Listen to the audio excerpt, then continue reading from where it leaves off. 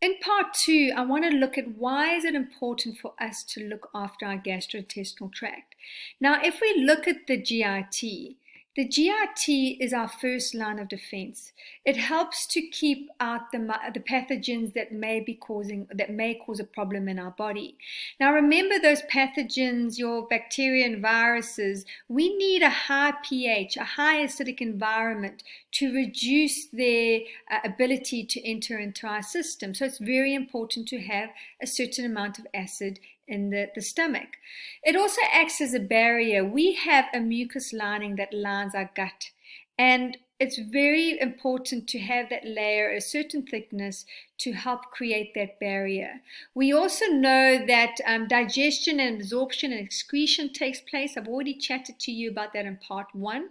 70% of our nervous system resides here. So what I find, if you are highly anxious, if you experience a lot of stress, you may feel it in your gastrointestinal tract. It could be due to diarrhea, constipation, abdominal discomfort, could be part of a problem because your nervous system, a lot of it resides in the gut. 80% of your immune system lives in the gastrointestinal tract. Okay, so we've got to really support the immune system as best as you can, and a large amount of it is in your small intestine. So what happens with the immune system is the immune system is heightened when we eat, when we bring in anything foreign into the stomach, and we need it to be as strong as possible to help reduce our chances of obviously pathogens coming in, but also food items that our body doesn't respond negatively to. Okay. Also responsible for hormonal production. And then if we look at the GIT, it houses trillions and trillions of microbes. The mouth and the colon house the most amount of microbes compared to the rest of the body. About 1.5 to 2 kgs of microbes is in the body. And when I talk about microbes, I'm looking at your viruses, your protozoa, your funguses, your bacteria. The majority of our gut actually has about, I think it's 80 or 90% of our gut comprises of mainly large amounts of bacteria in it. And there's a saying out there that are we 10% human, or sorry, not 10% human, we consume or we have a certain amount of DNA, RNA in our body. So we're 10% DNA, RNA human, and we're 90% DNA, RNA microbes. Now, the question is who's keeping who alive? Is it the humans keeping the microbes alive, or is it the microbes keeping us alive? So there's a symbiotic relationship between the microbes and us, and we are all benefiting each other. Also, microbes, fantastic. They produce vitamin B6, B12, folate, amino acids, and short-chain fatty acids. 60 to 70% of the energy that that they produce actually is for our gut lining, our epithelial lining. So what is important is these microbes are keeping our epithelial, our gut lining healthy. And then once again, they're important for hormonal regulation, which I'm not going to go into that right now because there's just not enough time.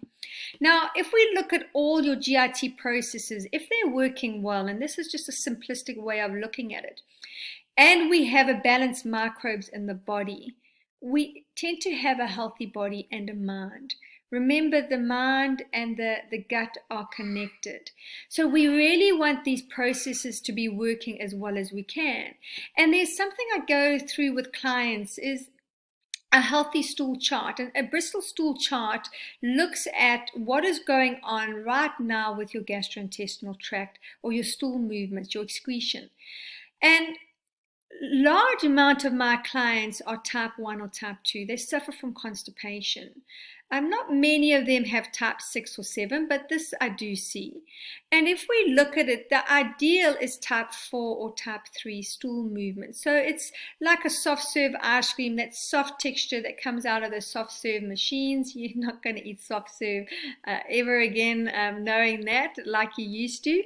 But constipation is a big problem in a lot of my clients, and we need to know how to work with it. So a good stool movement, type 4 or it's the stool movement, you can ask yourself, is your stool movement prompt, effortless, brief, or complete?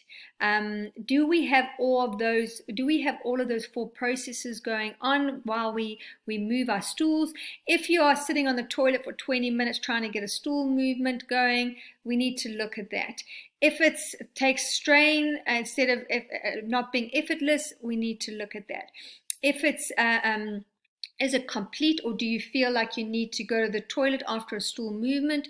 We need to look at it. So there's quite a few things that can tell us something's up by just looking at the stool. And this is one of the things I look at when I ask people about their stool movement. So just have a look at this for now. Where are you on this Bristol stool chart?